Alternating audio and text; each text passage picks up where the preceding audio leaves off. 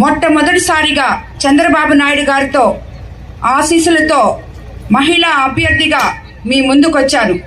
నేను ఈరోజు మాటిస్తున్నాను, ఈ 5 సంవత్సరాల్లో మీకు ఏవైతే చెప్పానో అవన్నీ చేసే తిరిగి మీ దగ్గరకు వచ్చి అమ్మా నేను ఇది చేశాను మీరు నాకు ఓటేయండి అని అడిగే ధైర్యం నాకుంది.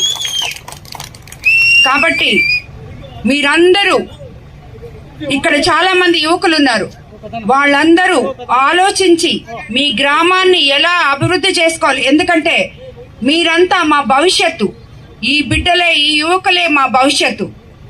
ప్రతి తల్లిదండ్రులకి వాళ్లే భవిష్యత్తు, అలాగే రాజకీయ నాయకులకు కూడా వాళ్లే భవిష్యత్తు కావాలి.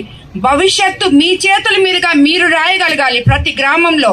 ఎందుకంటే ఇది మీ ఊరు, మీరు మేమంతా 50లో ఉన్నాం 60లో ఉన్నాం. మీరు ఈ రోజు మీ జీవితాలు స్టార్ట్ చేశారు.